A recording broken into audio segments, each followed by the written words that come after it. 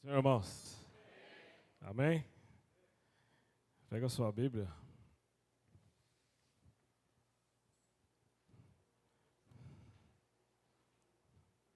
Primeira Reis 19.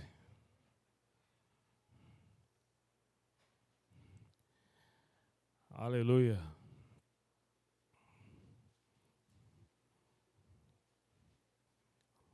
Louvado seja o nome do Senhor. Primeira Reis 19.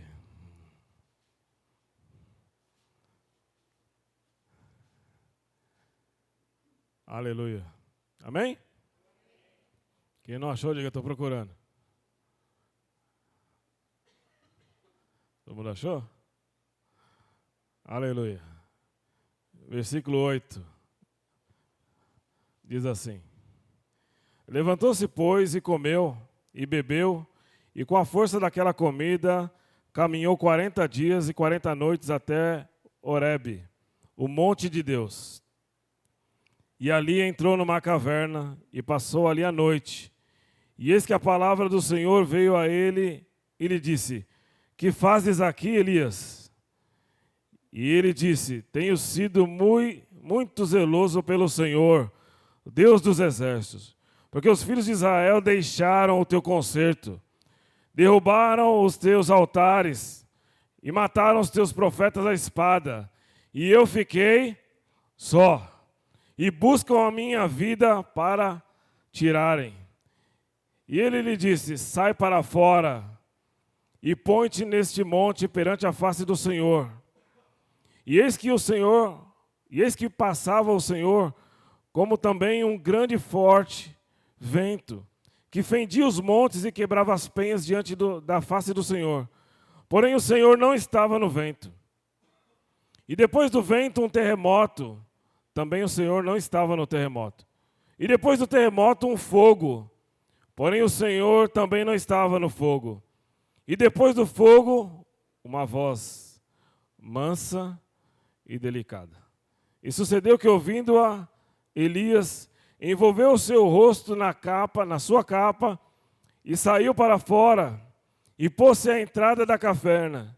E eis que veio a ele uma voz que dizia: Que fazes aqui, Elias? E ele lhe disse: Eu tenho sido em extremo zeloso pelo Senhor, Deus dos exércitos, porque os filhos de Israel deixaram o teu concerto, derrubaram os teus altares, mataram os teus profetas à espada, e eu fiquei só, e buscam a minha vida para a tirarem. E o Senhor lhe disse: Vai, volta pelo teu caminho para o deserto de Damasco, vem e unge Azael rei sobre a Síria. Também a Jeú, filho de Nice, ungirás rei de Israel. E também Eliseu, filho de Safate, de Abdel-Meolá, ungirás profeta em teu lugar. E há de ser que o que escapar da espada de Azael, matá-lo-á Jeú. E o que escapar da espada de Jeú, matá-lo-á Eliseu.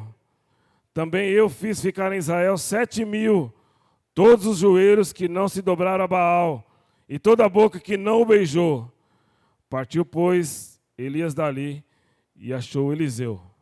Até aí. Amém? Aleluia. Fala para o seu irmão: O que fazes aí? Aleluia. Pode sentar. Dá um glória a Deus aí bem forte para sentar. Eu acordei hoje com a palavra esconder. E eu fiquei pensando, pessoas na Bíblia que se esconderam, situações em que foi obrigado servos de Deus a se esconderem, pessoas que Deus escondeu, pessoas que resolveram se esconder. E o texto veio na minha mente sobre caverna. E o texto aqui que nós lemos fala sobre Elias. Elias era um profeta. Esse rapaz aqui, chamado Elias, ele tinha o poder sobrenatural em sua vida, em suas mãos. Ele tinha alta habilidade com fogo. Quantas vezes que ele fez cair fogo do céu? Quantas vezes? Nossa, irmãos.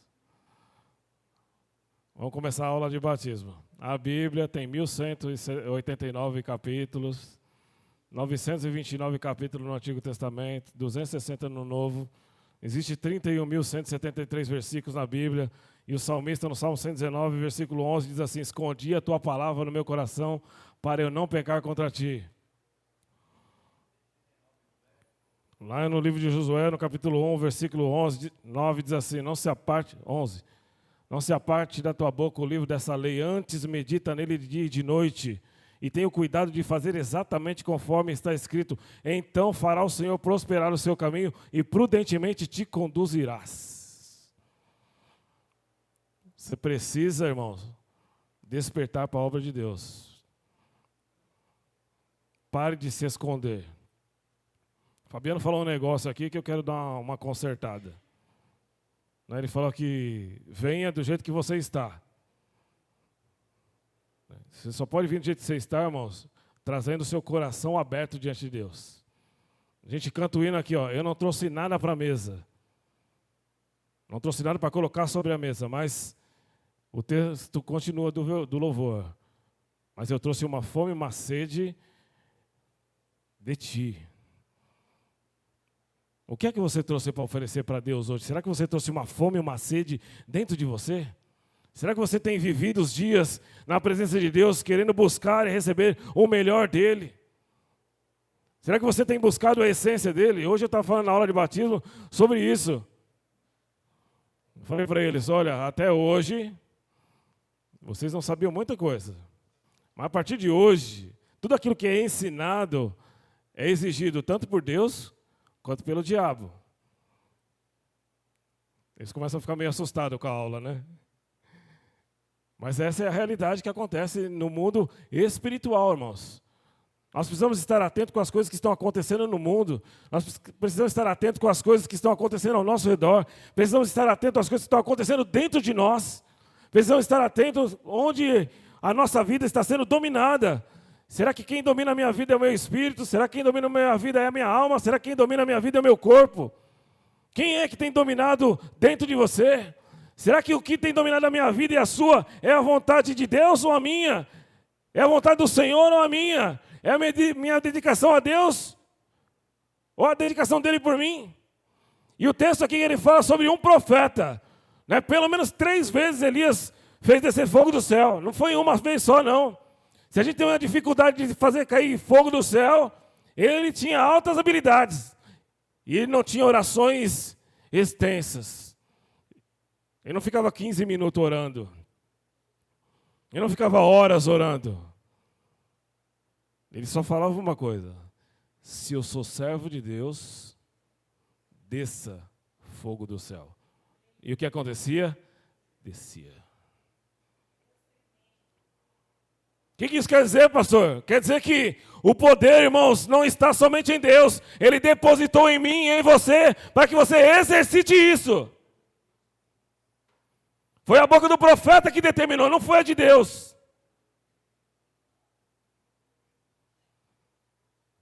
Nós precisamos hoje despertar na nossa vida para assumirmos o nosso papel e deixarmos de esconder a nossa vida da vontade de Deus. Quantas vezes nós estamos escondendo, irmãos, deixando para depois, deixando para lá, ou prorrogando o tempo, ou esperando. Né? Igual a Márcia veio dar o testemunho aqui, eu acho que Deus ele é fantástico. Não sou eu que preparo a aula, é Deus que prepara a aula. E nesse dia eu tinha... É tão curioso que assim, você busca, e às vezes Deus não te fala nada.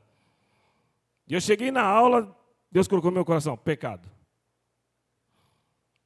E aí eu separei rapidamente assim, alguns textos sobre pecado. E eu falei, Senhor, o que nós vamos falar aqui hoje? Eu nem tinha preparado nada a ver com pecado. Mas Deus, Ele sabe de todas as coisas, irmãos. Todas as vezes que Deus vem trazer uma palavra, é porque Ele conhece a necessidade do seu coração. Não o desejo dEle, mas a necessidade dEle. Necessidade é diferente de desejo. Necessidade é aquilo que eu preciso, desejo é aquilo que eu quero. Deus ele não trabalha, irmãos, naquilo que eu quero, ele trabalha naquilo que eu necessito. Porque muitas das vezes aquilo que eu necessito tem um poder muito maior de oferecer um benefício muito maior daquilo que eu desejo. E muitas das vezes nós não estamos recebendo de Deus maiores coisas, maiores bênçãos, porque a gente continua querendo de Deus aquilo que nós desejamos.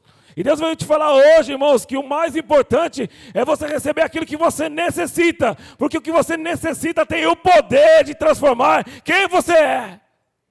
Oh, glória! E aí a aula era para um dia, foram 6 aulas seguidas. 6 aulas seguidas nós estávamos falando sobre pecado. E aí a gente vai analisar os mais diferenciados tipos, modelos, né? Descobrir se pecado, existe pecado grande e pecado pequeno? Existe? Não? Então venha quarta-feira aprender que existe. Então, nós precisamos aprender isso, irmãos, buscar a palavra de Deus. A gente ouve muito, a gente aprende muito com os ouvidos do outro, mas Deus quer que você aprenda dele. Ele falou, aprendei de mim que sou manso e humilde de coração. É Ele quem ensina, é Ele quem é referência, é Ele quem é o modelo. Eu falei lá no batismo, a partir do momento que você aceita Jesus, você muda o seu padrão de vida, porque agora você tem uma referência, e essa referência não pecou.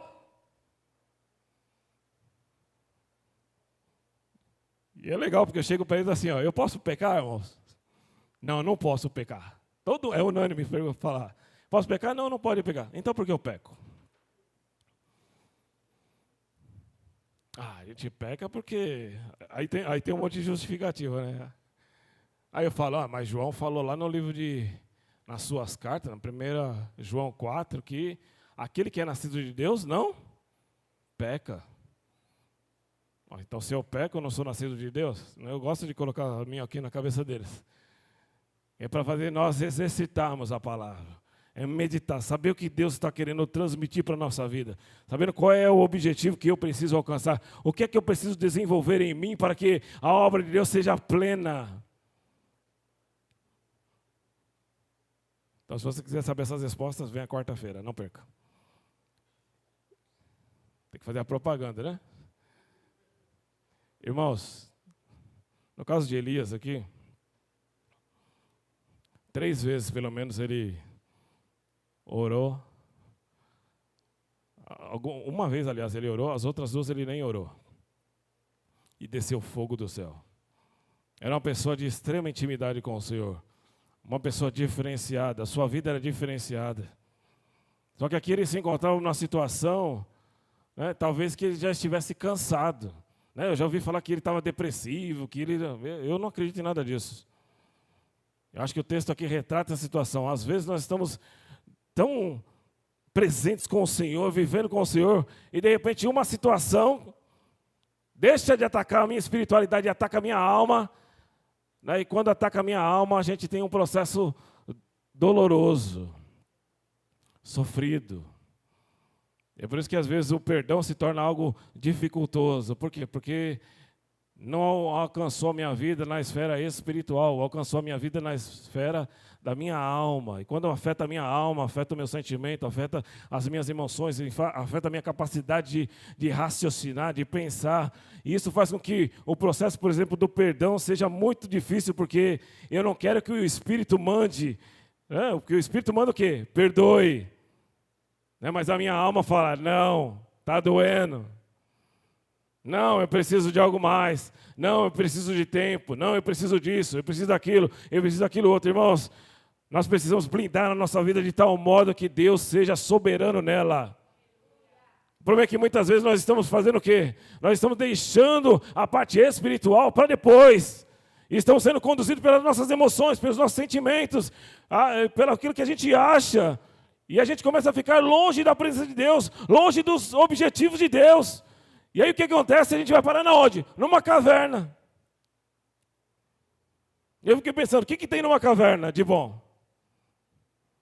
Primeiro, não tem iluminação. Não tem iluminação.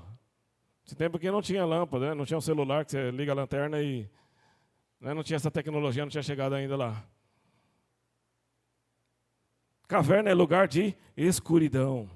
Tanto é que quando Davi se escondeu de Saul, o exército de Davi e o exército de Saul se esconderam no mesmo lugar e eles não se viram. Então a caverna é um lugar de extrema escuridão. E quem estava lá? O profeta do fogo. O fogo que poderia iluminar qualquer coisa, naquele lugar ali, não apareceu nada. E é interessante, se você ler o texto, os versículos antes, né, a Bíblia diz que ele estava deitado debaixo de uma árvore, o anjo chegou para ele e falou, olha, come, se alimenta, né, porque você tem um longo caminho pela frente. E a Bíblia diz que ele comeu, se alimentou, depois de 40 dias, né, ele foi parar nessa caverna. A obra de Deus que o anjo tocou nele e falou para ele, não era para que ele chegasse e parasse numa caverna.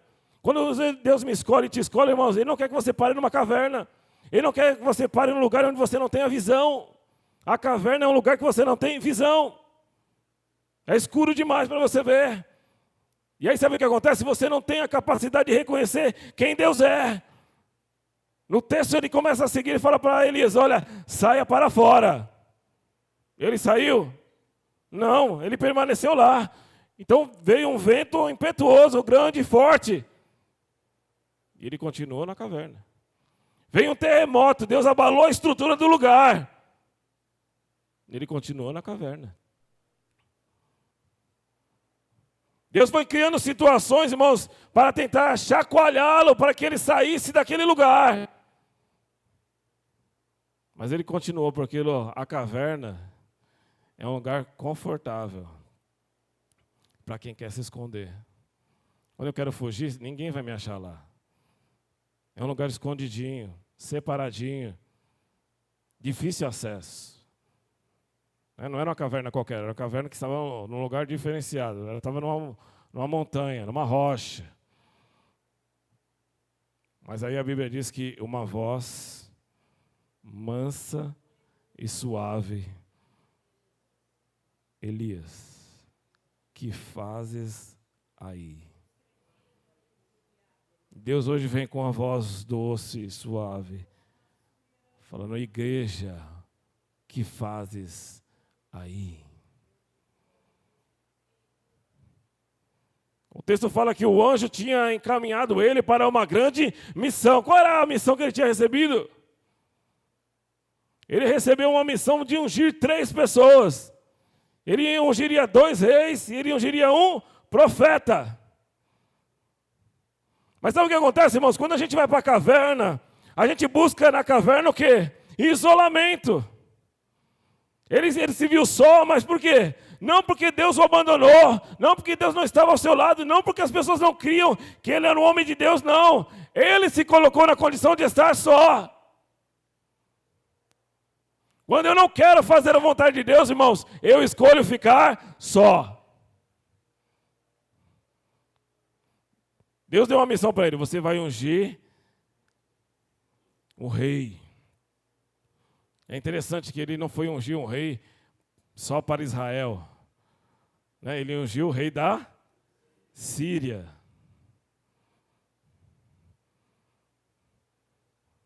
Ele ungiu o rei da Síria, ele ungiu o rei de Israel, e ele ungiu um profeta. E esse profeta ficaria no seu lugar.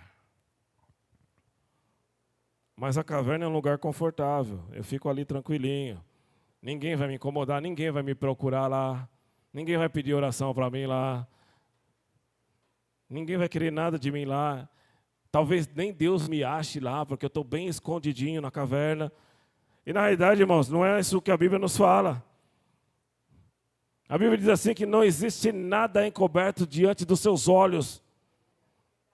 A Bíblia diz lá no Salmo que dos céus ele olha e contempla todos os moradores da terra. A Bíblia diz lá no livro de Hebreus que todas as coisas diante dos seus olhos estão nuas. E ele consegue enxergar todas as coisas. Deus está falando para você hoje, irmãos, que você precisa despertar de onde você está. Quanto tempo você está na casa de Deus, na presença de Deus, e você não vive os benefícios da presença de Deus? E hoje eu estava falando na aula de batismo, falei para eles, quantos mandamentos tem na Bíblia? Aí eles me falaram, 10. Foi quase que unânime, 10, 10, 10, 10, 10, 10, 10.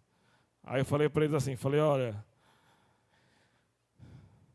são 614.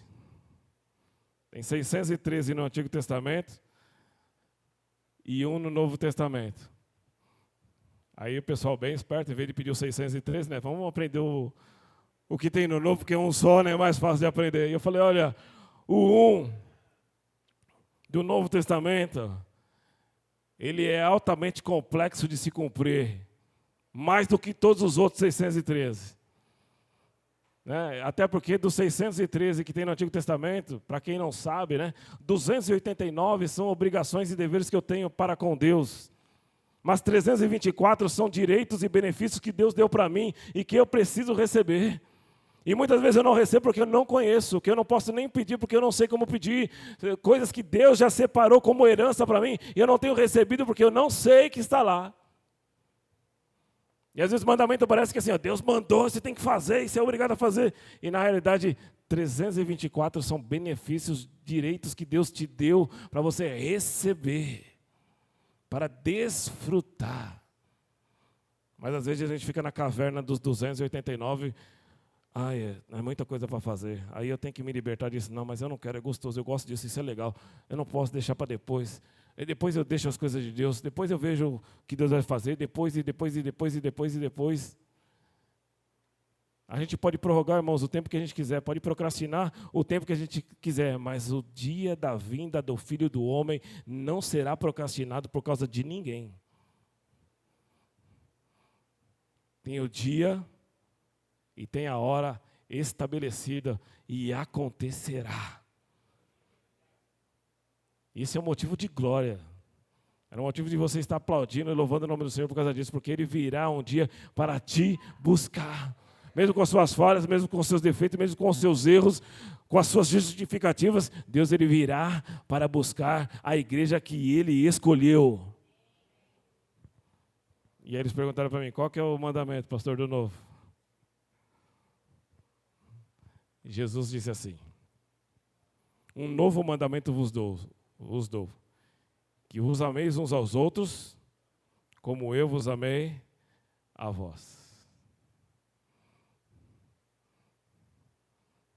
O amar o próximo como a ti mesmo tem uma limitação. Agora, amar o próximo como Jesus amou, irmãos, é você ter a capacidade de morrer por alguém.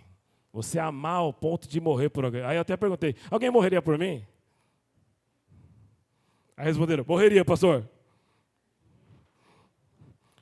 Falei, vamos trazer um revólver aqui, nós vamos testar isso agora. Mas eu não duvido que morreria. E tem gente que crê, e tem gente que obedece, e tem gente que faz, sem limites. A obra que Deus tinha separado para Elias aqui, era justamente para cumprir a sua reclamação. Ele reclamou, olha Senhor, eu sou muito zeloso, eu cumpro os seus mandamentos, mas sabe o que acontece? Me deixaram só, me isolaram, agora querem matar a minha alma. Querem matar a minha vida, querem tirar a minha vida. Sabe por quê? Porque eu fui zeloso, porque eu fui obediente, porque eu fui leal, porque eu fui fiel ao teu nome. A justificativa dele era essa, olha como eu sou bonzinho. Olha como eu fui usado por Deus. Olha como eu fui separado por Deus. Sabe o que acontece, pai? Eles estão querendo agora me matar. Quando nós somos ignorantes em relação à vontade de Deus, irmãos, nós murmuramos, reclamamos muitas vezes de coisas que Deus está promovendo em nós a solução. Sabe qual era a solução? Vai e unge Azael como rei da Síria. Vai e unge Jeú, o rei de Israel. Vai e unge Eliseu, que será um profeta no seu lugar. Olha, e se o rei da Síria passar e buscar a morte, e se sobrar alguém, Jeú matará a espada. Mas se Jeú sobrar alguém quando ele passar, Eliseu certamente derrubará aquele que ficar de pé a espada. Sabe quem Deus estava falando aqui? Deus estava falando justamente sobre Jezabel. Jezabel é quem estava perseguindo ele. Jezabel é quem tinha definido que ele deveria ser morto, porque ele havia matado todos os profetas de Baal. Mas a ordem era que ele não tinha autoridade para matar a rainha, mas ele ungiria Jeú. E a Bíblia diz que Jeú seria o responsável pela morte de Jezabel. Às vezes Deus quer colocar na minha vida, às vezes não, com certeza, Deus quer colocar na minha vida e na sua a solução do problema que nós estamos reclamando.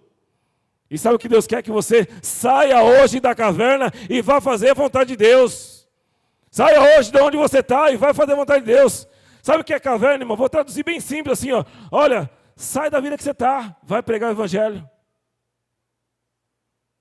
Vai orar pelos enfermos, vai visitar as viúvas, vai cuidar dos órfãos, vai buscar aquele que está necessitado, vai amar o teu próximo onde o próximo está. Deus não vai trazer o próximo na tua casa para você, agora eu vou te amar. Deus te trouxe até aqui, então eu preciso te amar. Não, Deus te chamou para que você vá, dê fruto, e o vosso fruto permaneça até o fim. É isso que precisa. Que você hoje desperte. Não se esconda. Fala para o seu irmão, para. Não, mais forte. Fala, para de se esconder. Ah, pastor, mas eu estou fazendo. Se Deus está falando com você, irmão, você está fazendo pouco. E se você é profeta, use a sua boca para profetizar a palavra de Deus. Se você é pastor, use o seu cajado para conduzir o povo de Deus. Se você é diácono, que você seja aquele que serve verdadeiramente a casa de Deus. Você precisa, irmãos, começar a fazer o que Deus te chamou para você fazer. Para de ficar sentado. Para de ficar escondido. Você não está na sua caverna. Aqui sabe onde você se esconde? Na sua cadeira. Porque nem de quarta-feira você vem aqui para aprender a palavra. E depois quer que Deus abençoe. Depois você quer que Deus fale com você. Depois você quer que Deus te oriente. Quer que Deus faz isso, faz aquilo outro. Mas aquilo que você foi escolhido para você, você tem deixado para depois. E Deus quer que você hoje veja o exemplo de Elias e aprenda com o exemplo dele e saia para fazer a boa obra. Porque aquilo que você muitas vezes está pedindo, está procurando, está necessitando, a solução está em você mesmo. Aleluia. A solução está em você mesmo. Deixa Deus te esconder. Salmo 91 diz, né? Aquele que habita no esconderijo do Altíssimo. A sombra do Onipotente o quê? Descansará.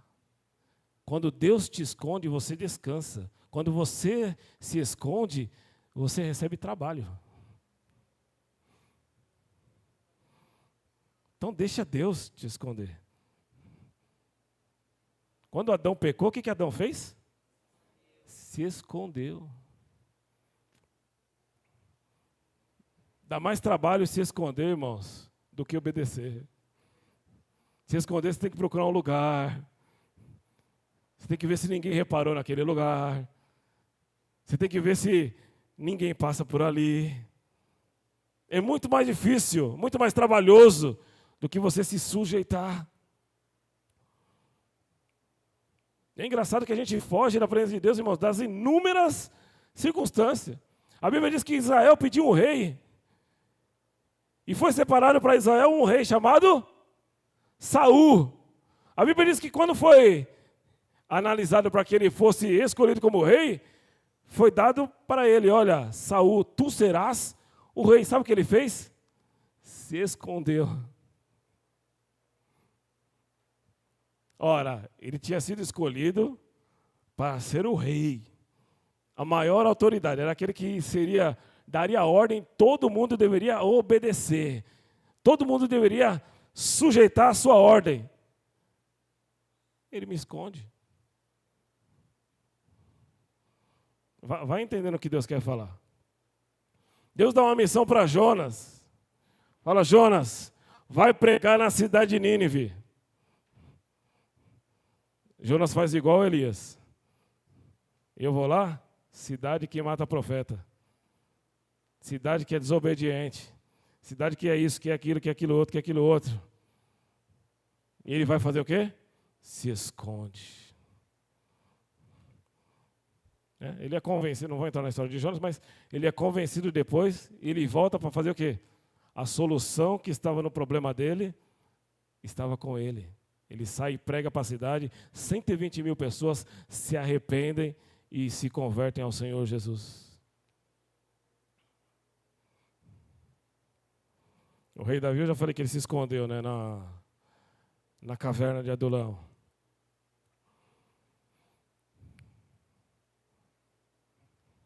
No livro de Jeremias, aleluia, 36, a Bíblia diz que Deus dá uma palavra para Jeremias. E a palavra para Jeremias era uma palavra fantástica. Mas para aquele que ouviria aquela palavra, não seria nada fantástico. Era uma palavra de extrema exortação. E o rei Jeoaquim decidiu no seu coração matar Jeremias, prender, aliás. Primeiro, prender. Ele decidiu prender Jeremias e Baruque. Baruque era quem ajudava Jeremias. Sabe o que Deus fez? A Bíblia diz que Deus escondeu Jeremias para que nada o tocasse. Quando você, irmãos, se entrega na mão de Deus para fazer, não importa a ameaça, não importa o plano do diabo, não importa quem é o adversário, vá fazer o que Deus determinou que você faça. Porque qualquer coisa que acontecer de contrário, aquele que habita no esconderijo do Altíssimo, à sombra do Onipotente, descansará. O salmista ele classifica Deus de tal forma que, primeiro, o Altíssimo, não existe ninguém mais alto do que Ele. Onipotente, não existe ninguém mais forte do que Ele. Então não existe motivos para fugir.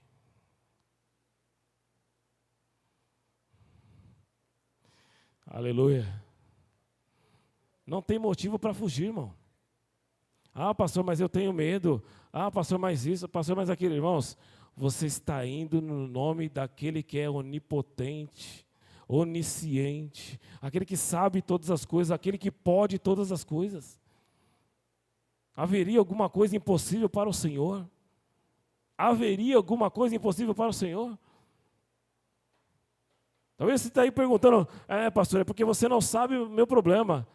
Eu não sei o seu problema, mas eu sei a solução dele. Busque a Deus e você vai ver se o seu problema não é resolvido.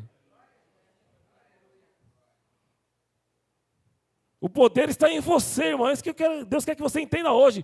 O poder está em você.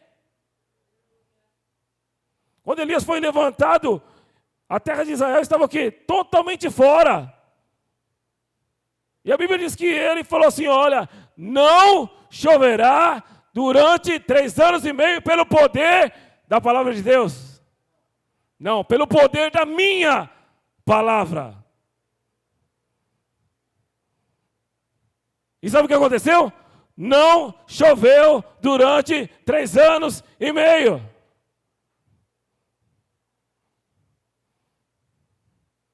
Você precisa assumir o papel que lhe foi dado de responsabilidade. E não passar para Deus a responsabilidade. Não, vamos orar, quem sabe Deus não manda. Né? Quem sabe a oração mais, acho que Deus até tampa o ouvido. Senhor, envia o mensageiro certo. Você lê essa oração na Bíblia, depois você me mostra. Você é o mensageiro certo. O seu irmão que está ao seu lado é o mensageiro certo. Você foi escolhido por Deus. A Bíblia diz lá no livro de Isaías 61, o Espírito do Senhor Deus está sobre mim, pois Ele me ungiu para anunciar as boas novas, libertação dos cativos, cura dos enfermos, libertação dos demônios, libertação de tudo quanto é vício. Deus deu para você o poder, te escolheu, te separou, te ungiu para isso. Aí na hora que aparece o enfermo, vamos chamar o pastor, liga para o pastor lá. Vamos pôr no grupo de oração, que aí tem bastante gente para dar um reforço. Não. Elias, ele mostrou a condição que ele estava. Ele estava só. Deus quer que muitas das situações, Deus vai te isolar. Não dói não, irmão.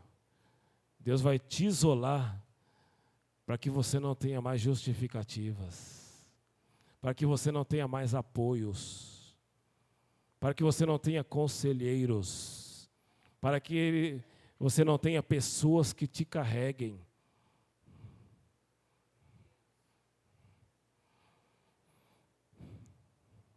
Sabe por quê?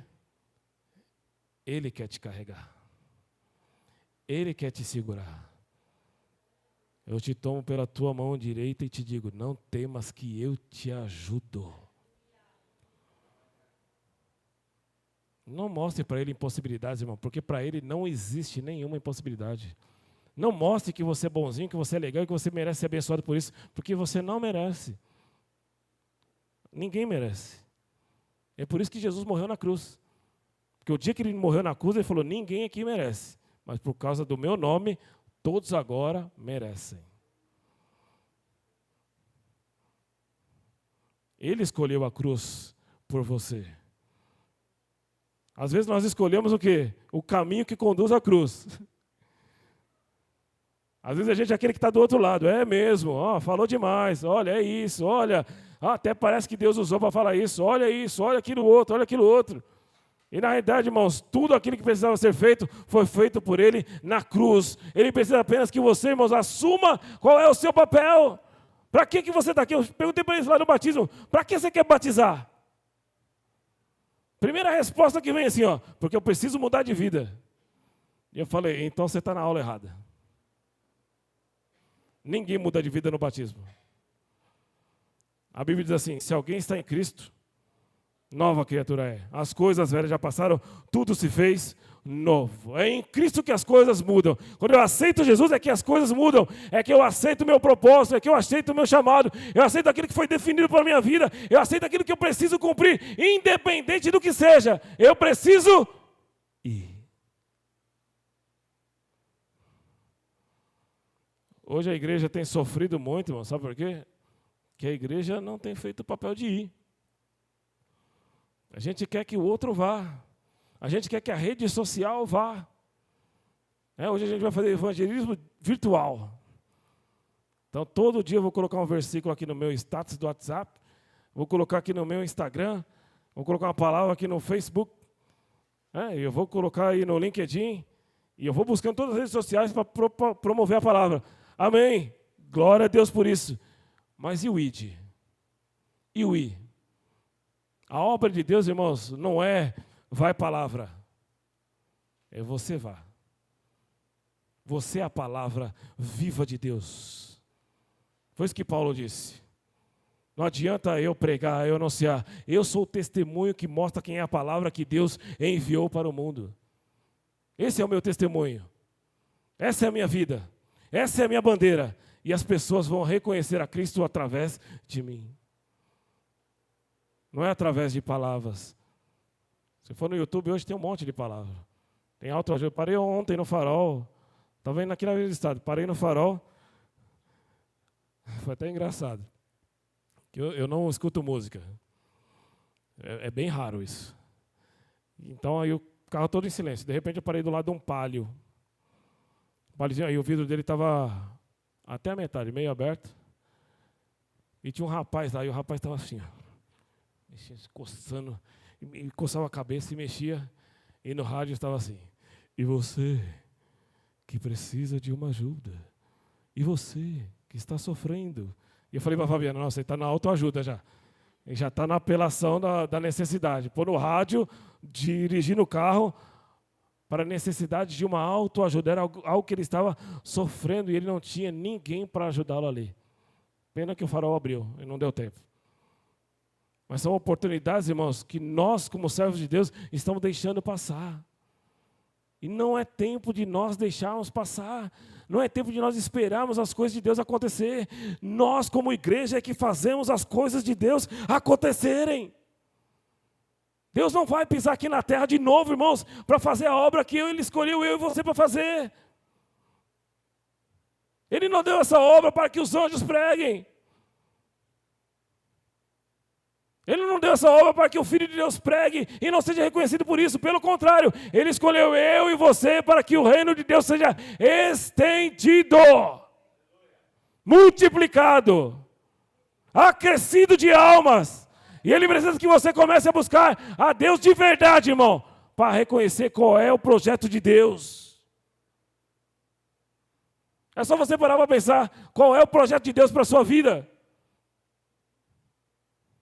Se a sua resposta é não sei, venha quarta-feira e não perca essa oportunidade.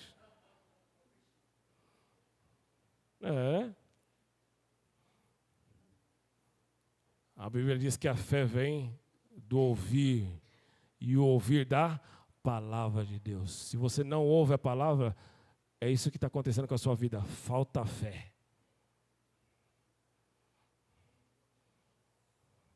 Falta fé, irmãos. A gente desanima, aí a gente começa, eu estava explicando para eles hoje lá, corpo, alma e espírito.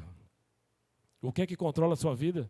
Será que são as suas emoções que controlam a sua vida? Os seus pensamentos que controlam? Será que são os seus vícios do seu corpo que controlam? Os desejos da sua carne que controlam? Ou será que quem controla a sua vida é o espírito? Quem é que tem te dominado? Onde é que você tem vivido? Onde é que você tem executado os projetos de Deus? Você acha que o projeto de Deus é vir no culto, irmão? Pelo contrário. O vir no culto, irmão, deixa eu te ensinar uma coisa. Vir no culto, quer ver? Eu vou pegar vocês na resposta da pergunta. Quem veio ouvir Deus falar aqui hoje?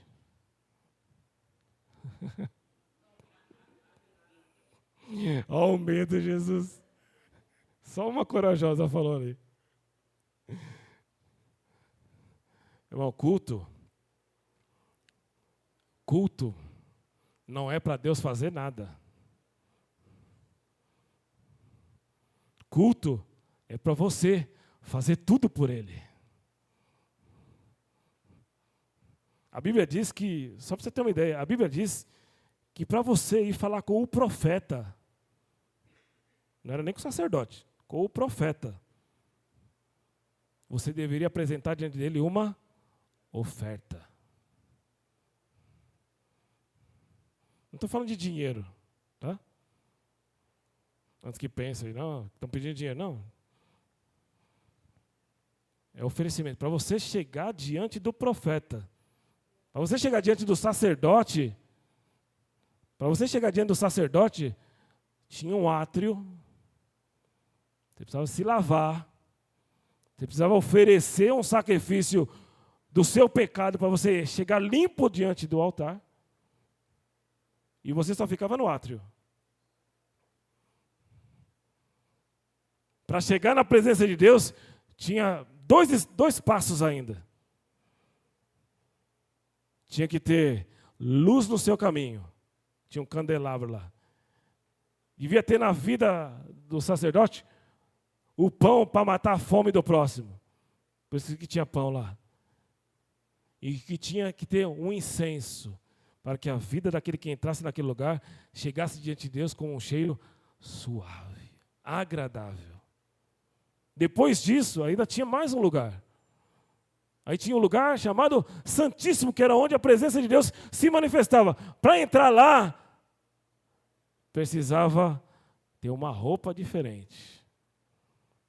Precisava que na sua roupa tivesse sinais, sinetes no cinto.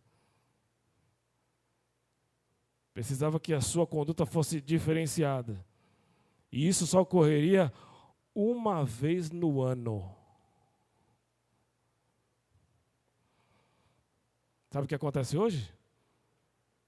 Hoje, se você dobrar o seu joelho e orar, Deus ele te ouve na hora. Todos os rituais necessários foram envolvidos e foram mortos na cruz. É isso que você precisa entender, irmãos. Que Deus, na sua grandiosidade, na excelência do seu poder, Ele para e olha, e Ele vem abaixando aqui, ó. E até na hora que eu chego no meu joelho, Ele está ouvindo a minha oração.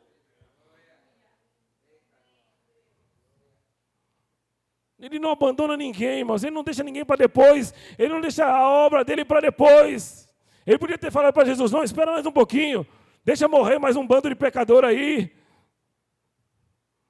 Foi assim que ele fez? Não. Qual é o tema nosso aqui? Pedro 3,9. O que está Pedro 3,9? Não decoraram ainda? 5 meses depois do tema? Porque ainda que alguns tenham a promessa de Deus por tardia, todavia, o quê?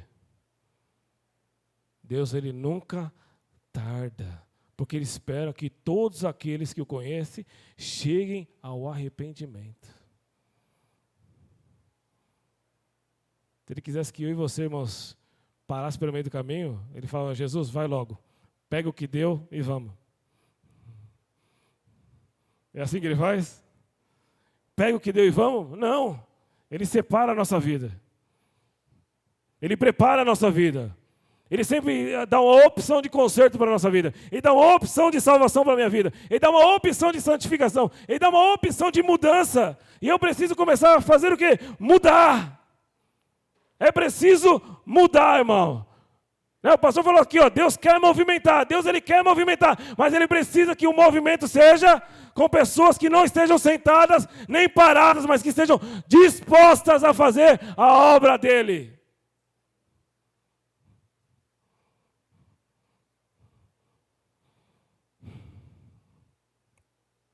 Quando Deus precisou de um justo para construir uma arca, ele encontrou Noé. Quando ele precisava de um homem manso para tirar Israel do Egito, ele escolheu Moisés. Quando o menor foi escolhido para substituir o rei Saul, Deus escolheu Davi. Quando uma virgem foi separada para gerar Jesus no seu ventre, Deus escolheu Maria. Quando uma mulher foi escolhida e separada para liderar um exército, Deus escolheu Débora. Quando uma mulher foi escolhida para jejuar por todo o seu povo, Deus escolheu Esther. Quando uma criança foi escolhida para ser o profeta de Israel, Deus escolheu Jeremias. Quando o Espírito Santo de Deus desceu sobre você e te ungiu, ele te escolheu para levar as boas novas para aquele que precisa.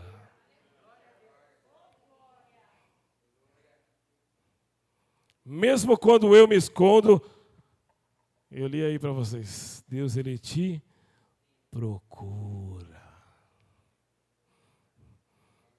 Talvez ele pudesse falar assim, se escondeu? Problema seu. Você tem capacidade para resolver seus problemas? Então vai. Não é assim. Ele te procura. E de repente ele para falar. O que fazes aí? O que fazes aí, Zilda?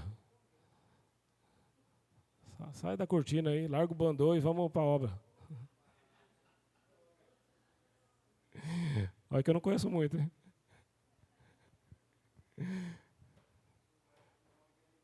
Onde é que você está? Que Deus está te procurando para você estar no lugar onde Ele designou. Cadê você, profeta, que profetiza e está com a boca fechada? Onde estás? Está com o vaso vazio? Deus te chama hoje para você encher, mas encha do Espírito, tá?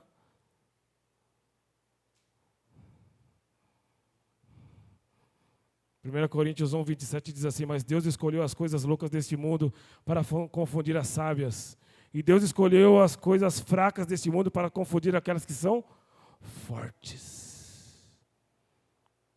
Porque a opinião do homem para Deus não serve para nada. Porque tudo aquilo que o homem pode ter de justificativa, Deus ele tem de complemento, Deus tem de solução. Talvez você precise de fé, Ele pode te acrescentar fé hoje. Talvez você precise de uma cura, Ele pode te curar hoje, em nome de Jesus. Você precisa de uma libertação de um vício, Deus pode te libertar hoje, em nome de Jesus. Você precisa de uma transformação do seu coração, Deus hoje tira o coração de pedra e coloca um coração de carne. O que é que você precisa hoje para que Deus opere na sua vida de forma que chame a tua atenção? Será que é uma voz doce e suave? Ou será um grande e forte vento? Ou será um terremoto? Ou será uma enchente? Né? Hoje de manhã eu recebi um vídeo mostrando como está a Itália debaixo d'água agora. Terrível. Os sinais estão aí, irmão. E é tão bom que Deus prometeu para Noé que não destruiria mais o mundo com água. Então, se o mundo está sofrendo hoje com água, e Deus não vai destruir o mundo com água, que Deus tenha misericórdia daquilo que virá. China debaixo d'água, Brasil debaixo d'água, Itália debaixo d'água, Estados Unidos debaixo d'água. E tinha um país, acho que na África, debaixo d'água. Sabe o que tem acontecido, irmãos? A natureza está clamando uma oração que a igreja não está fazendo. Já parou para pensar isso? A natureza clama. E sabe o que acontece? Deus, ele ouve. A natureza clama e Deus ouve. Você clama, Deus ouve. Você intercede, Deus ouve. Você determina, Deus faz. Lá no livro de Tiago, no capítulo 5, diz assim: Elias era um homem comum, sujeito às mesmas dificuldades, sujeito às mesmas situações que eu. Era Tiago falando, né? Mas vamos parafrasear para nós. Mesma situação, a mesma vida. Mas quando ele determinou, pelo poder da sua palavra, não choveu. E quando ele determinou, pelo poder da sua palavra, choveu. Você quer solução para aquilo que você necessita? Deus dá hoje a autoridade e o poder para você resolver. Então, levante e coloque a sua voz e determine o que tem que acontecer. Determine o que não pode acontecer e siga a ordem de Deus, porque o propósito nunca para. O propósito nunca para.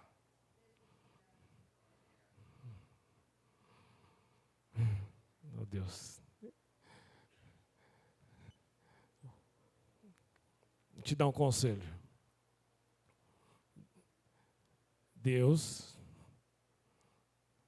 Vamos repetir. Repete comigo. Deus. Não, mais forte. Deus é extremamente bom em me convencer.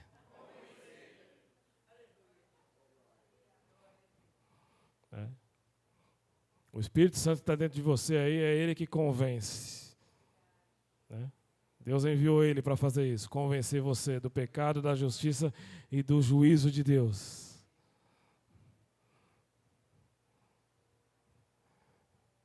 Sabe, eu olho para vocês aqui, sabe o que eu vejo?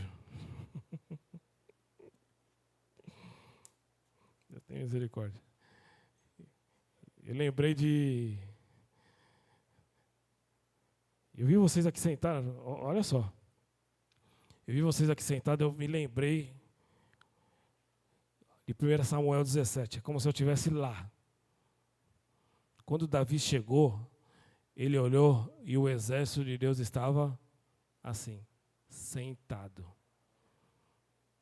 E do outro lado, sabe o que tinha? Tinha um só de pé. Tem valente aí não? Tem corajoso aí não? Tem alguém aí para me enfrentar? Exército do povo de Deus? Deus dos exércitos é o seu nome? Esperava mais, hein?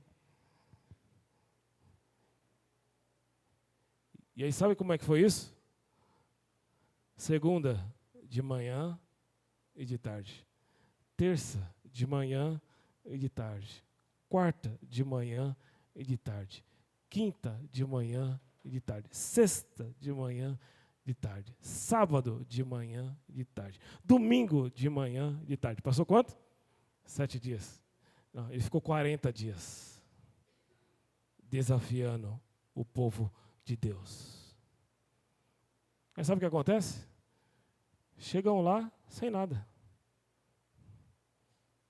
Chega um crente, né? Nessa hora sempre tem um crente para aparecer.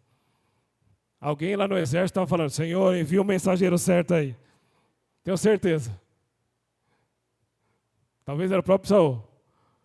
De repente aparece o Davizinho lá. O que está acontecendo aí? Os irmãos grandão, forte, valentão, né? Então, estou me sentindo no Davi mesmo, né? Meus irmãos, né? Maior que eu.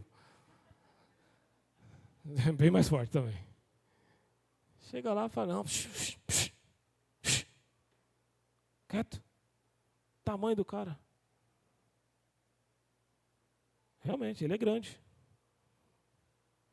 Aí acho que ele falou para o irmão dele assim, você viu o tamanho de Deus? Não, cadê? É verdade, você está sem visão, né? Desculpa. Fala, qual que é o problema aí? O problema é derrubar aquele gigante lá? Eu acho o Davi fantástico. Olha como ele pensa. É só derrubar o gigante? Não, não é possível. É só isso? Não. Então, cadê o rei? Vou falar com o rei, não é possível. É só derrubar o gigante?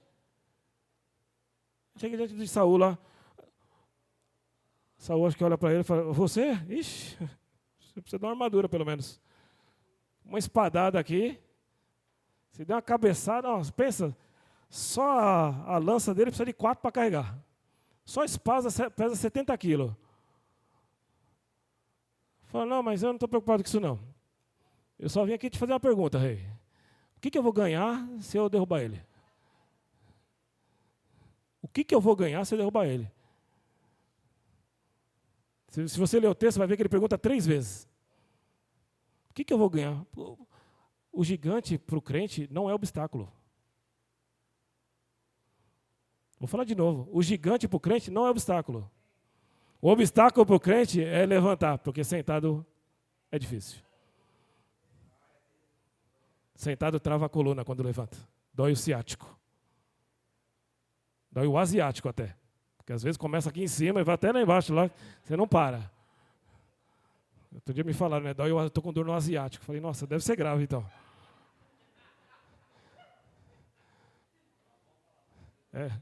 Os antigos falavam assim, estou com dor no asiático. E ele pergunta 3 vezes, o que eu vou ganhar?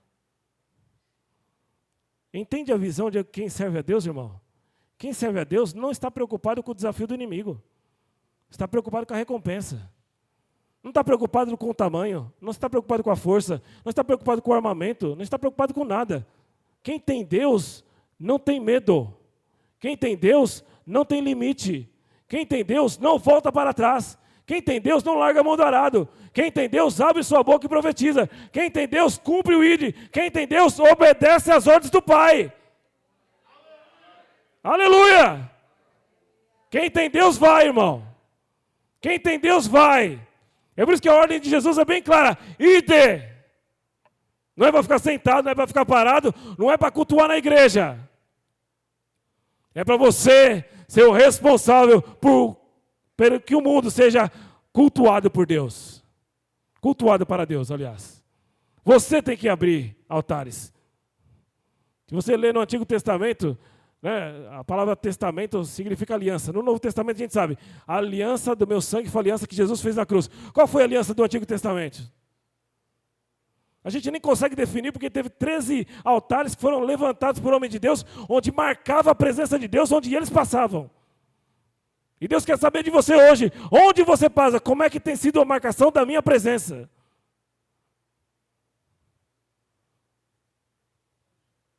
Porque Pedro, que foi humilhado porque ele era colérico, né? Aceleradão, e ele já queria fazer as coisas, arrancava a orelha, ele queria fazer aquilo outro, né? E quando depois de 3 anos, né, que Jesus fala, Pedro, você me ama? Ah, eu amo Jesus, eu te amo. Você ama mesmo, Pedro? Amo, Jesus, você sabe como é que é nós, né? Tamo junto. Ama mesmo, Pedro? Amo, assim, eu amo. Então tá bom, Pedro, é o seguinte, quando você se converter, a gente está andando 3 anos juntos, eu te conheço, Pedro. Fica tranquilo, Pedro, eu sei como você é. Mas o dia que você se converter, você cuida da minha ovelha. Você cuida da minha igreja. E sabe o que aconteceu?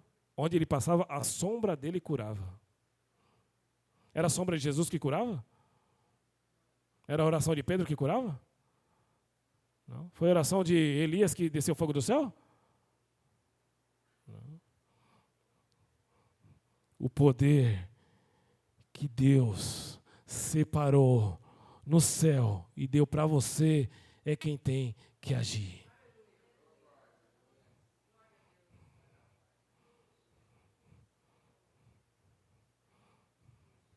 Então Deus dá uma ordem para você hoje.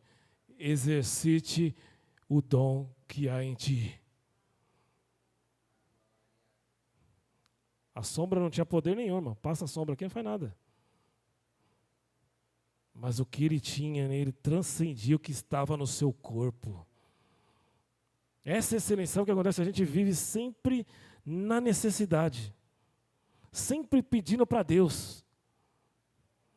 Só que, eu vou falar de novo, desde o começo eu estou falando isso. A solução de todo e qualquer problema que você passa na sua vida está em você. Ah, pastor, mas o meu filho é desviado. A culpa é sua.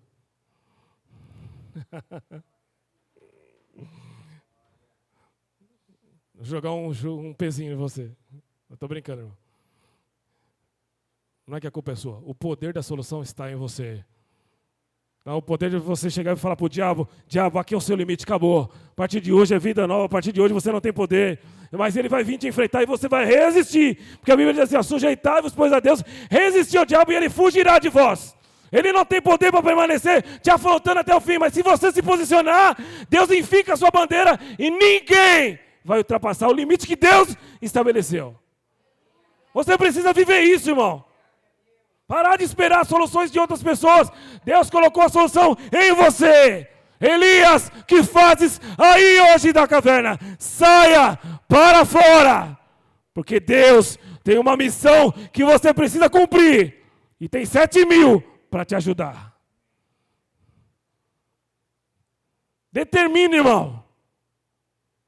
Davi chegou e falou para Saul, eu vou ganhar. Isenção de impostos. Até minha filha você vai levar. Benefício, vai morar na casa do rei, vai ficar lá, vai ser promovido de tocador para ser chefe do exército. Nossa, quanto benefício. Os benefícios, eles aparecem quando o propósito continua seguindo. Tem bênçãos que estão bem na sua frente, mas você decidiu parar. Então fica difícil de você alcançar, fica difícil de você receber, fica difícil de você buscar.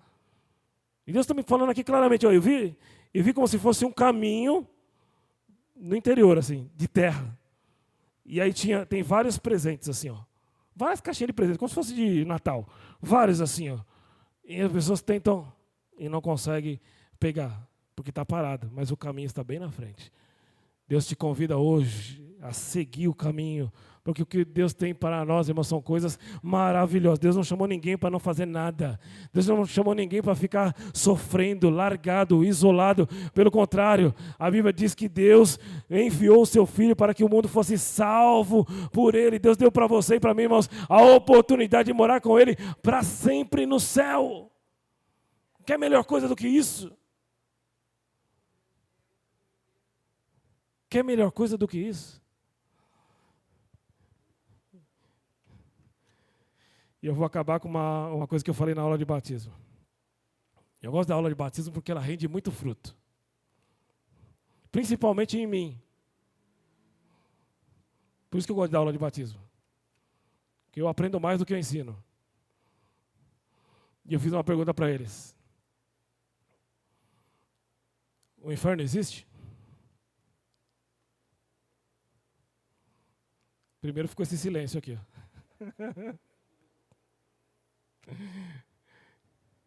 Aí ficaram aí, até me deram um exemplo da Bíblia, não tem a parábola lá do rico e o Lázaro e tal. Eu falei, existe, o inferno existe. E como é que eu vou parar no inferno? Fala para o seu irmão, para ir para o inferno, não precisa fazer nada. É grátis.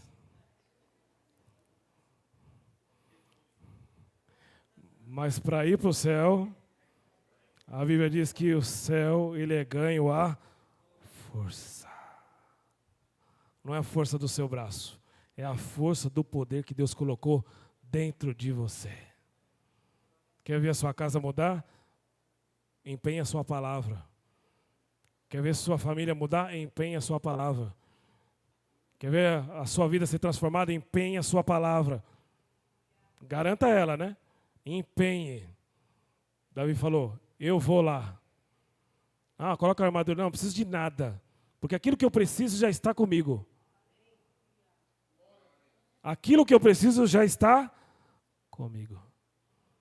E ele pegou 5 pedras, né? Olha o armamento dele. 5 pedras e uma funda. Por que ele pegou 5 pedras? 4 chances de errar, né? Não. Ele pegou 5 pedras porque Golias tinha mais 4 irmãos que também eram gigantes. E é óbvio, se ele acertou um, o irmão se levantar já ia, né? Mas na hora que ele derrubou o gigante, criou ânimo nos outros. É isso que você precisa entender. Quando você age, você cria ânimo em quem está com você. Aí o ambiente muda, as circunstâncias mudam. Aí você vai ver que Deus não vai abençoar só você, mas todos aqueles que estão junto com você no mesmo propósito. No mesmo objetivo. Então não censure o benefício do sermão. Pelo contrário. Seja aquele que tenha o poder de influenciá-los a ponto de que eles não sejam a mesma pessoa, a ponto que eles saiam da caverna. Elias saiu da caverna, ungiu Jeú, Jeú montou na sua carruagem, levantou os seus exércitos, entrou pela cidade, Jezabel caiu da torre e cumpriu a palavra do profeta. Os cães comeram a sua carne. Sobrou o quê? Só as mãos e os pés. Aquele poderoso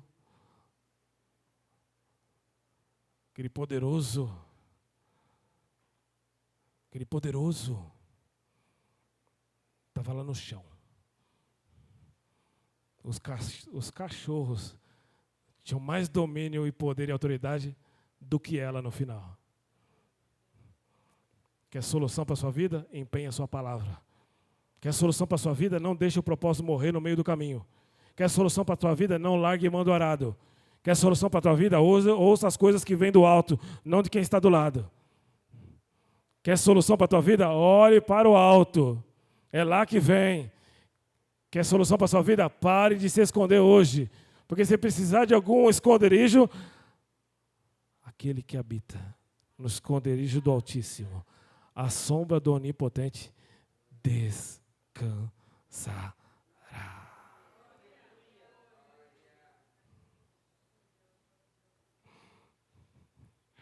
Ai, Deus é mal barato.